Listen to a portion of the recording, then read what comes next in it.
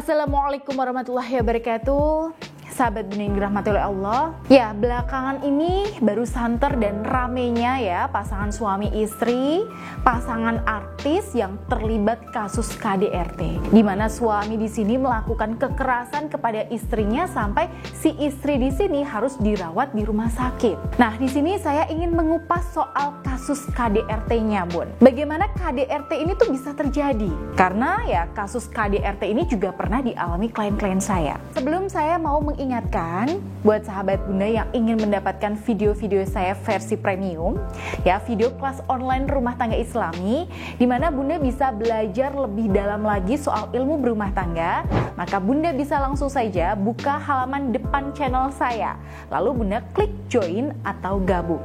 Nah di situ Bunda bisa pilih paket silver atau gold, ya lalu Bunda selesaikan prosesnya. Ya, setiap pekan ada video khusus yang hanya bisa Bunda dapatkan kalau Bunda sudah bergabung. Ngomong-ngomong soal pasangan artis yang kemarin sempat viral gara-gara kasus KDRT dan perselingkuhannya, apa sih penyebab sebenarnya, Bun? Kok bisa ya pasangan artis yang di luar itu tampak begitu romantis malah harus berakhir tragis? Baik, kita simak satu persatu ya, Bun. Jadi yang pertama, soal KDRT ini. Ada kemungkinan bahwa pelaku KDRT ini biasanya punya watak temperamental sejak awal. Meskipun orang yang bermental temperamen ini tampaknya baik-baik aja dalam kondisi normal, ya sewaktu-waktu sifat temperamen ini itu bisa muncul kembali ya dalam bentuk kekerasan, baik itu verbal maupun fisik. Nah, makanya saran saya, Bunda perlu berhati-hati dengan suami yang semacam ini.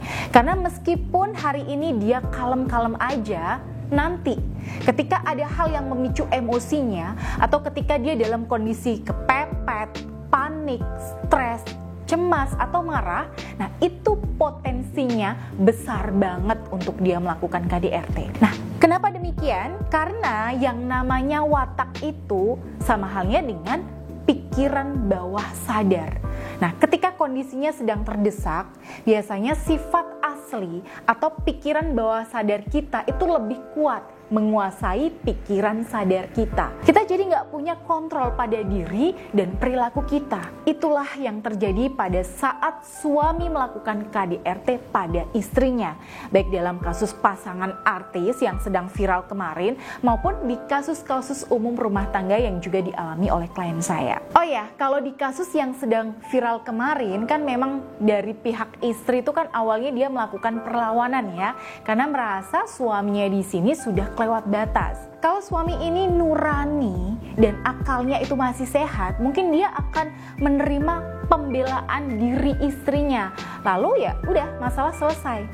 Nah, tapi mengapa kejadiannya itu tidak seperti itu? Ya, momen pertengkaran yang penuh kemarahan inilah yang membongkar sifat asli seseorang.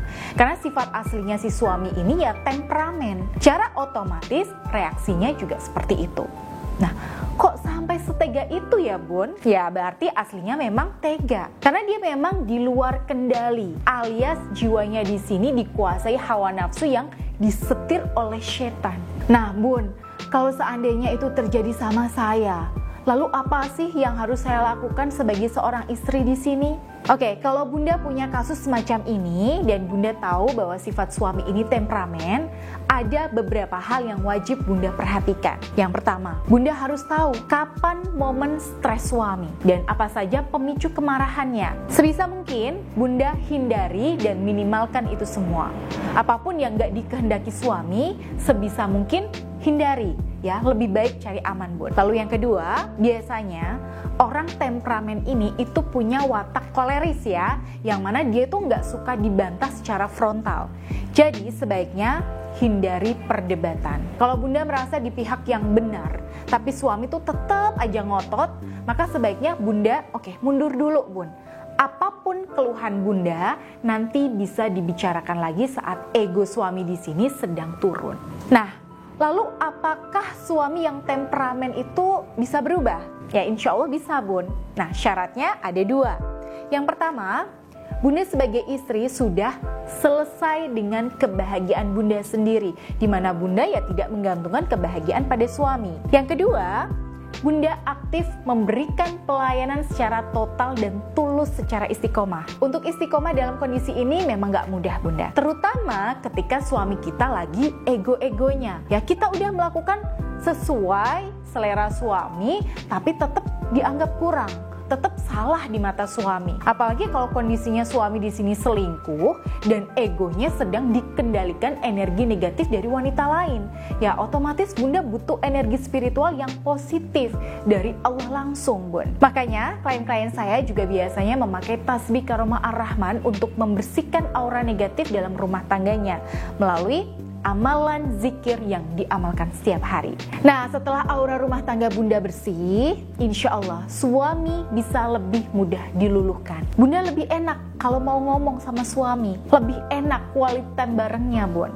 Bahkan bisa jadi efek jangka panjangnya, hubungan ranjang pun itu jadi lebih terasa hangat. Nah, untuk itu buat Bunda yang ada di fase seperti ini dan butuh bimbingan profesional, Bunda bisa langsung daftar aja ke nomor yang ada di sini. Baik, saya Bunda Ayu pamit. Akhirul kalam, wassalamualaikum warahmatullahi wabarakatuh.